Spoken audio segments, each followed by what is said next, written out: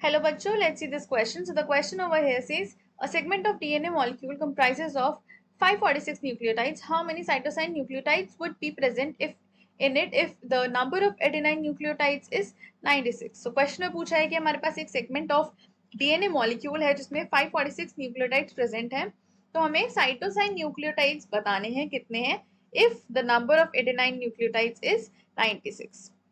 So the key concept here is DNA.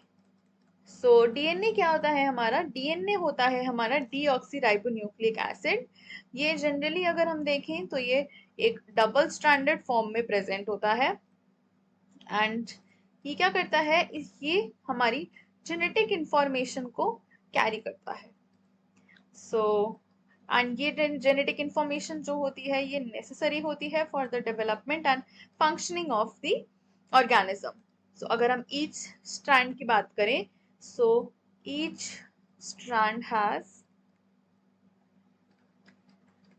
Backbone of deoxyribose. So इसके पास जो होती है एक बैकबोन प्रेजेंट होती है किस चीज की? Of deoxyribose. डीऑक्सीराइबोस क्या होता है हमारी? ये होती है हमारी शुगर एंड डीऑक्सीराइबोस के अलावा फॉस्फेट ग्रुप्स जो होते हैं वो प्रेजेंट होते हैं. सो ये मिलके एक बैकबोन बनाते हैं एंड इन जो शुगर प्रेजेंट होती है, इन शुगर से अटैच्ड ईच शुगर के पास 4 बेसिस प्रेजेंट होते हैं. इन बेसिस की बात करें तो ये होते हैं हमारे adenine, cytosine, thymine and guanine. So ये हमारे 4 मेन बेस पे जो हमारे 4 मेन बेसिस होते हैं वो प्रेजेंट होते हैं और ये हर एक शुगर से हमारे अटैच्ड होते हैं. अब अगर इनकी पेयरिंग की बात करें तो एडेनाइन डबल बॉन्ड बनाता है विद थाइमीन एंड साइटोसाइन जो होता है वो ट्रिपल बॉन्ड बनाता है with guanine.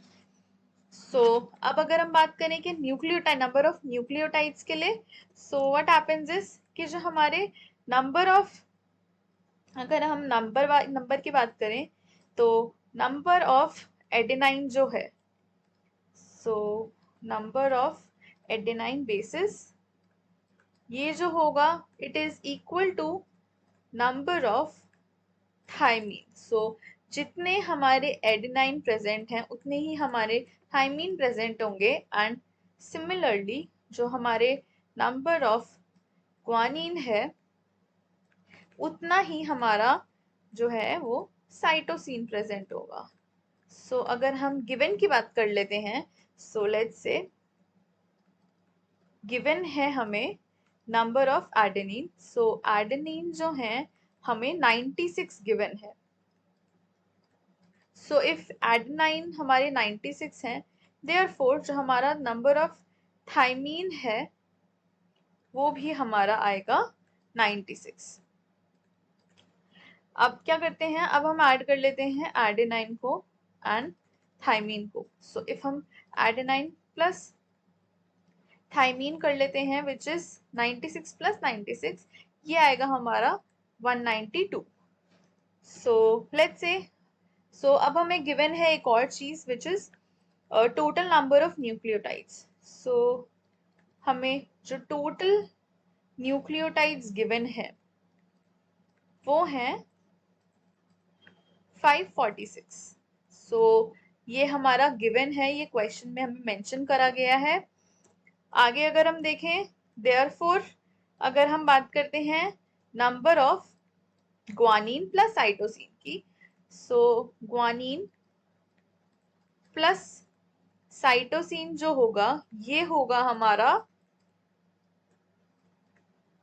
546 minus 192 which is जो हमारा एडेनाइन एंड थाइमीन का है.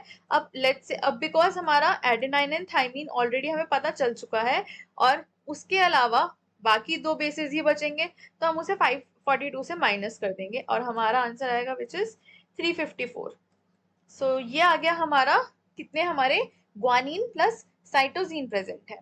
सो हमारी ये चीज आ गई. तो हम जो है इसमें से नंबर ऑफ, और हमें एक चीज पता है कि जो हमारे नंबर ऑफ ग्वानिन है वो इक्वल होगा to number of cytosine. So what we'll do is कि हमारे पास जो ये 354 टोटल दिया गया है, हम इसको डिवाइड कर देंगे बाय 2 एंड हमारे पास आएगा नंबर विच इज 177. सो ये जो हमारा 177 है, ये है हमारा number of cytosine as well as guanine. So therefore the correct answer for this given question is 177 is the number of cytosine in the given question. Hope you understood it well. Best of luck.